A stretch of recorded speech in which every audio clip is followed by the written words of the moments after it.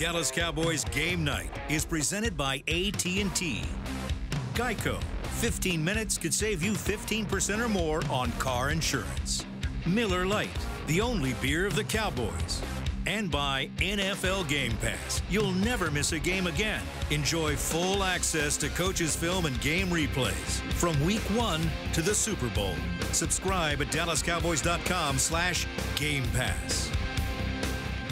Here we are for Cowboys Game Night this evening, talking about how the Eagles found a way to step up and deny the Cowboys their NFC East crown in Philadelphia this afternoon, even with a depleted roster. We're going to talk about all of that now. Welcome into the Star in Frisco. Nate Newton joining me, Lindsay Draper here. And Nate, before we get to a lot of interviews with Brad Sham and Babe Laufenberg this evening, what's the reason that you looked to and you found that the Cowboys could not get this one done tonight, even coming off last week's momentum? Sheer will and determination by the Philadelphia Eagles. They came out and they controlled the game through time of possession, 34 plus minutes. Our defense cannot survive if our offense don't hold the ball. I mean, we were 3 for 14 on third down conversions. We went into the red zone 3 times. We went into the red zone twice, came away with virtually nothing. They went into the red zone 3 times. They came away with two scores. When you can't score touchdowns and you can't control the ball and keep it in your possession, that hurts our team. Everything is predicated off of what Zeke, along with our passing game from Amari, Cooper, and those guys. That's how we win games, and we didn't do it today. All right, we're just getting started here. First, let's check in with head coach Jason Garrett and get his reactions from this evening's loss.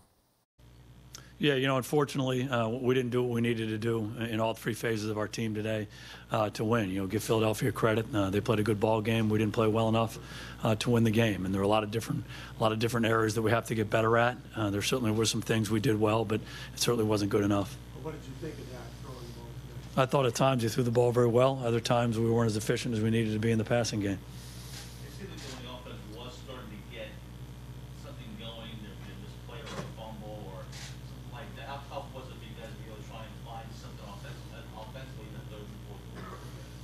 Yeah, we just had the one fumble. Unfortunately, we lost that. That would have given us a field goal opportunity to get points there. And I just think in general, we weren't as efficient as we needed to be in the passing game. Obviously, they loaded up against the run. They did a good job. They came in with the idea that we weren't going to be able to run the football. I thought we tried to be persistent with the running game. It wasn't effective enough throughout. There were a couple of good runs here and there, but not consistent enough throughout the ball game. And then we had to attack them in the passing game based on what they were doing. And at times we made some big plays in the passing game, but other times we weren't able to convert like we needed to. On the 4th down to Gallup, why were Cobb and Cooper not on the field at that point? Yeah, we just talked about that. Say why they were off. Yeah, and sometimes in those 2-minute situations, they'd run a lot of plays in a row, and so the other guys were out there. In Cooper's case, he was out for a stretch of 5 or 6 plays in a row. Either on that drive or the one before. Was he hurt? He wasn't. We were rotating. We were rotating Tavon in there. Had a couple good opportunities with Tavon. Unfortunately, we weren't able to cash in on him. Mark Cooper was not hurt, correct? He was not hurt in the game, no. What is your message to your team now? Yeah, unfortunately, we didn't get the job done, and we all have to own it. I have to own it. The coaching staff has to own it. All the players and staff members have to own it and give the Eagles credit. And now we have to go forward. Unfortunately, we don't control our destiny anymore, but we do control our opportunity next week against Washington. So we'll get back in there. We'll clean up this game. We'll get our eyes forward. We'll try to do our part and finish up the season the right way. Jason, on the 3rd down call with Tony Pollard, the pitch play, the one he fumbled, Zeke's not on the field. Are you comfortable with that call? Do you like that call? Yeah, I don't want to get into the whole aspect of that call, but there's a lot of different things that can happen based on what they play. And they play a particular front, we can get to that play. If they play another front, we're going to run a different play in that situation. Zeke had gotten the ball a number of times, and he was, just needed a little bit of a rest there, and so he came out. Obviously, Zeke was a big part of our game today in that particular situation. The way we implemented that play, we felt good about what we got to. Unfortunately, we weren't able to convert on it. All right, we're just getting started here on Cowboys Game Night. When we return, we will hear from Dak Prescott, who is out all week. No throws during practice, 44 attempts tonight. That's next.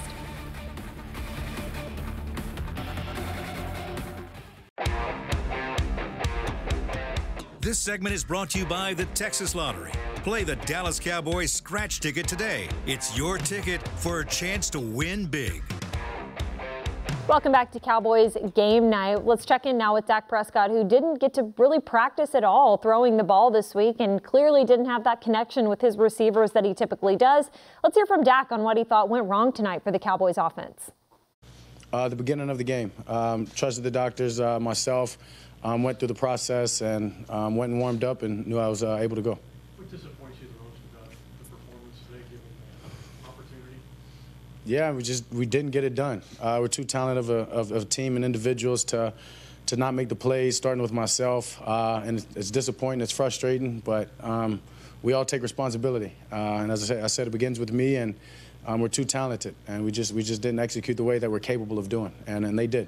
How did not getting a running game going, especially the first half, affect the entire offense? Yeah, it definitely did. Always does. When you can't run, especially this offense, the way we want to run and dictate how the game's going to be played, it's frustrating, and you have to throw the ball a lot. And anytime you make any team in the league one-dimensional, you're giving yourself a better chance. And they did that. They had a good plan, and we weren't able to capitalize on the opportunities that we had. You said the shoulder did impact you, but you seem to sing a little bit more than you normally did. And then to also talk about that play to Austin where you had him in that final possession. Yeah, I mean, I missed some throws. I mean, I can't say I had pain or felt it in my shoulder. It could be maybe a lack of reps this week. Who knows?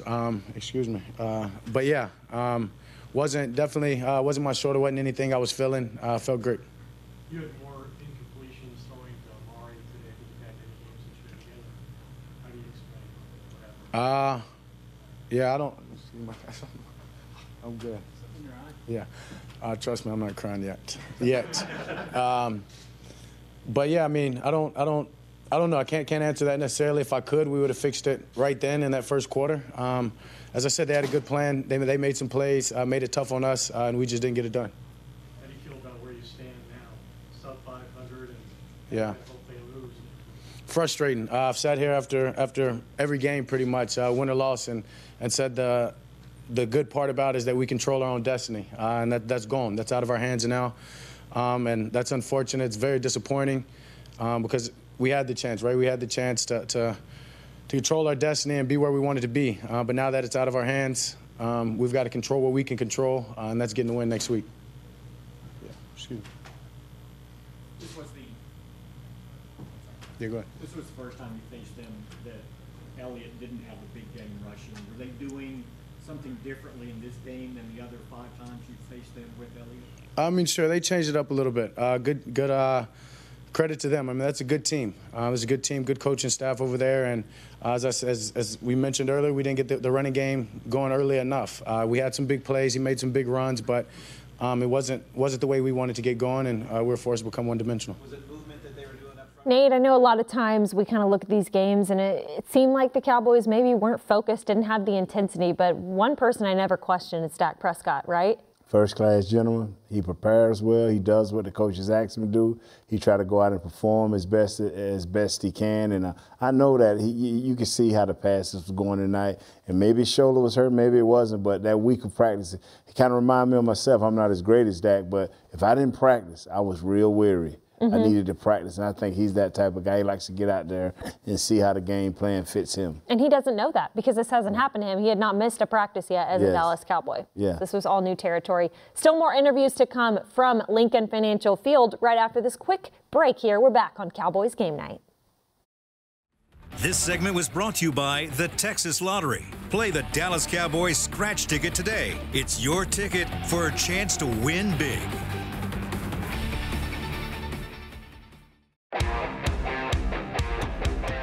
This segment is brought to you by GEICO. 15 minutes could save you 15% or more on car insurance.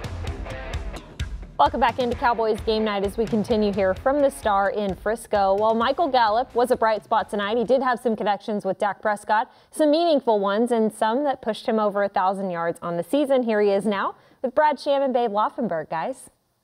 Lindsay, thanks very much. This would be a big celebration for a lot of reasons if the result had been different. For Michael Gallup, who had a big day and crossed the 1,000-yard mark for the season for the first time in his career, and more about that later. But we appreciate your time. I know it's got to be tough because it felt like, as a group, you left some touchdowns out there today. How frustrated are you as a group? I mean, we're all frustrated. We obviously didn't play our best game, our best ball when we needed to. This is a big game, obviously, so it's just a tough one. We got to watch the film, and then we got to put it to bed, though. We're up in the booth. We're watching from 200 feet in the air, obviously. Mm-hmm. So anything we think about what's happening to Dak is conjecture from up there. Could you tell that he was hurting in the huddle? Could you see any difference in his demeanor? No. No.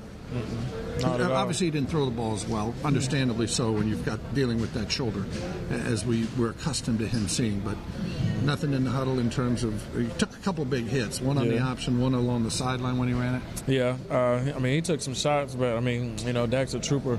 He's going to keep playing till the whistle blows. That's just who he is, and I mean, really, he was putting the ball out there for us. So I mean, we shouldn't, we can't bash him at all, to be honest. He was putting it where, we can make plays on the ball. That's what we're supposed to do, so we didn't do it. So that's on us. I don't want to let the conversation get away without talking about your milestone.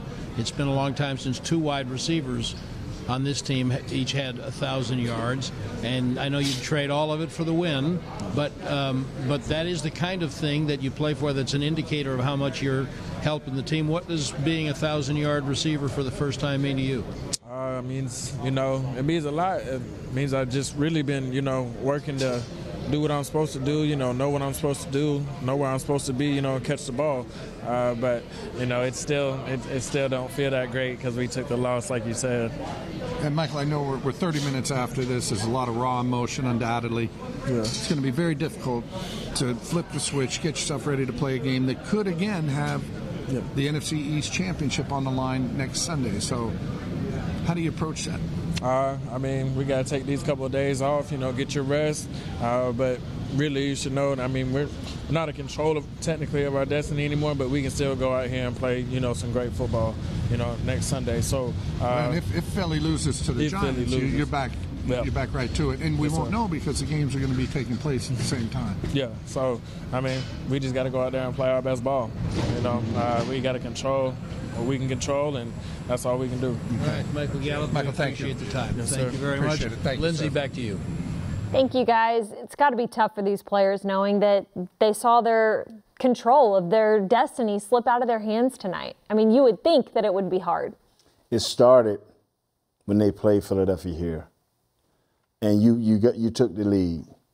Each week you let Philly creep into it. They was at your back door. Next thing you know, they're on the front door. Now you at their back door and at their mercy. So you do what you said you're gonna do. Go control your destiny. Beat the Redskins, and whatever happens with Philadelphia and the Eagles, that's their business. Yep. Got to hope for the best. That's all you can do at this point. And we have more from Brad Sham and Babe Laufenberg right after this. Don't go anywhere. This segment was brought to you by GEICO. 15 minutes could save you 15% or more on car insurance.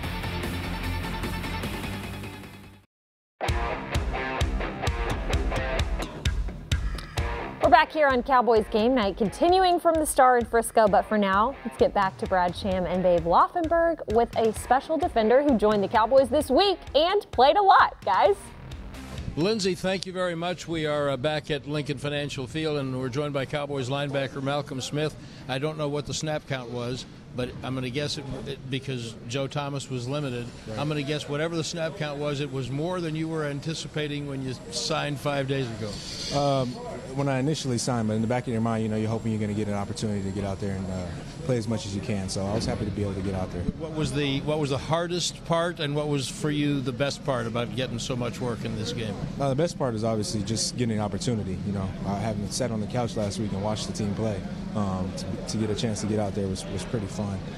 The worst part is obviously losing the game, feeling like there's stuff we left out there to give our offense another opportunity. So that's disappointing, but for me personally, it's silver lining. And having just signed Did you ever get a chance to take a breath and take anything in, or was it all just go, go, go, and try to cram as much studying in as you could? Yeah, it was go, go, go. I mean, it's an important game for the division, obviously. So I just tried to do as much as I could in the time that I had. And unfortunately, it wasn't enough for us as a team. And the big play that Philly had, there seemed to be a coverage breakdown. Do you know what that was exactly on that play? Yeah, I mean, it's just, I don't know. We just missed something. We'll have to take a look at it and coach it up. I mean, I'm not really sure exactly where the breakdown was. But, so there wasn't a check being called at the secondary? No, okay. not that I heard. So. Okay. You're not a 2 or 3 year guy. You've been at this a while, Super Bowl MVP, and getting you got a nice pension put away. I'm guessing that the desire to play and go out and compete at this level is still pretty high, or else you wouldn't have thrown yourself into this. Can you tell us about that a little bit? Right. For me, it was just staying ready. When I got released, third week of the preseason, I worked so hard to get healthy for the season, so I just wanted to stay ready and hopefully get an opportunity, and this one came. And do you still feel the desire to play? You know what goes through an off season and getting ready and all the rest of that. You still feel the desire to play? Right, yeah, especially after today. I mean, you teeter at certain times, you're out for a while, 8-9 weeks. It's like, okay, it's time to start moving on, but you get an opportunity, and the itch comes back right away. So I don't know, we'll assess it, go from here. I'm just one day at a time right now. Yeah, another game to play for sure. How hard is it to keep yourself in shape? The week goes by, phone doesn't ring, another week, all of a sudden you start backing off a little bit. Were you able to keep your mental frame of mind to say, hey, I may have to play next week? It's very challenging. Okay. Very challenging, but you go out and imagine 21 other guys out there and playing special teams and defense, and imagining covering tight ends and stuff. So it definitely was some work on the imagination, but in the back of my mind, I was hoping to get opportunity. Malcolm, we appreciate it. Thank you very much. Lindsay, back to you. Thanks, fellas. Safe travels back home. We are going to wrap up everything here on Cowboys Game Night with Nate Newton looking ahead to the final week against Washington. Stay with us.